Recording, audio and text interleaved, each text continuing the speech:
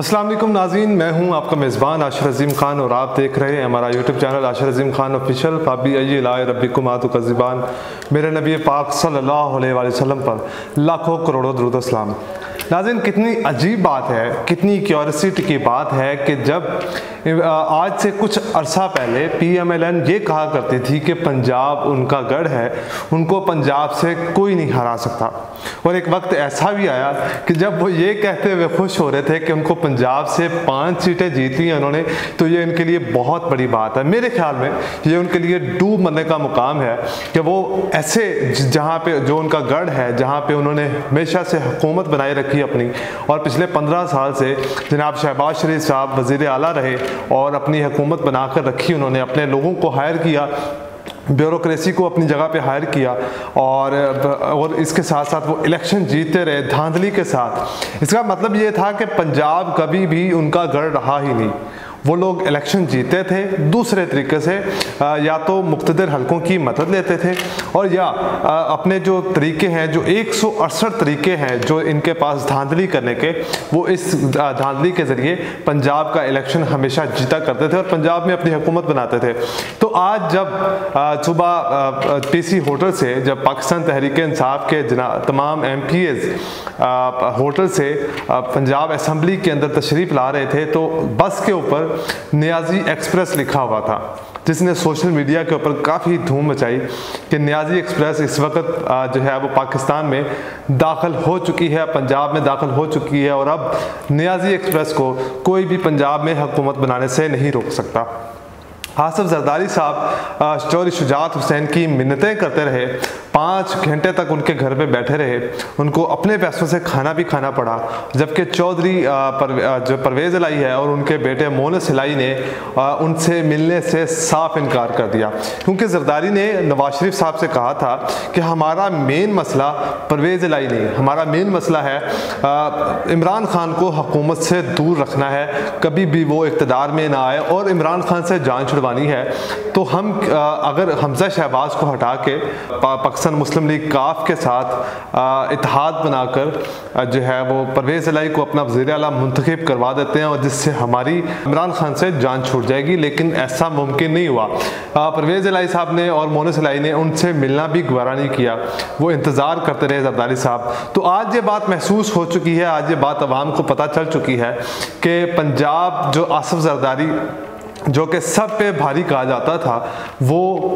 उस पर इमरान खान भारी पड़ चुके हैं। और इमरान खान ने जिस तरह की सियासत की है, जिस तरह पाकिस्तान के अंदर पंजाब के ज़िमनी इंतखाबात में उन्होंने अपने इलेक्शन कैंपेन की, वो इंतहाई खूबसूरत कैंपेन थी, वो काबिल तारीफ़ है। एक दिन में 4-4 जलसे करना और अपने उन तमाम लोगों तक पहुँचना, अपने कारकुनान तक पहुँचना और उनका वोट इकट्ठा करना, ये बहुत बड़ी बात थी जो कि इमरान खान साहब ने करके दिखाया और कोई भी पार्टी ऐसा नहीं कर सकी। यहाँ पर बारिशें होती रहीं, लोग इमरान खान के जलसे अटेंड करने के लिए पहुंचते रहे, कीचड़ में पानी खड़ा हुआ था, लेकिन आवाम वहां पे पहुंची। अब सूरत हाल यह है कि पाकिस्तान मुस्लिम लीग नून के कैंप के अंदर खलबली मच चुकी है। इन्होंने जो पाकिस्तान के ऊपर हुकूमत मुसल्लत करके बनाई थी अपनी, और पाकिस्तान के जो जब ये MPs और MNA जो अपने वजारतें संभाली इन्होंने, तो इन्होंने पाकिस्तान की तरफ से जो इनको रिहाइशें मिलती हैं, वो अब रिहाइशों पर जो इन्होंने कब्ज़ा किया था, वो अब कब्ज़ा इन्होंने छोड़ना शुरू कर दिया है, क्योंकि उनको पता चल चुका है कि आसिफ जरदारी साहब नाकाम हो चुके हैं।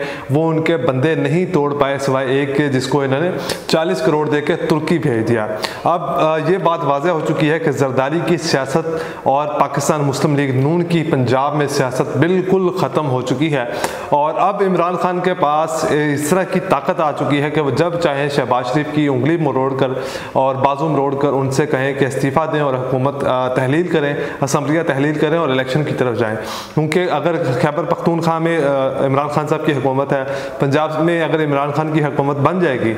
तो ये मुस्लिम लीग नून के लिए और वफाक के लिए बहुत बड़ा चैलेंज होगा इमरान खान से निपटना। तो हमारी इमरान खान से बिल्कुल मोहब्बतें शामिल हैं, अल्लाह उनको इस सियासत में कामयाब फरमाए। पाकिस्तान के लिए बड़े बेहतरीन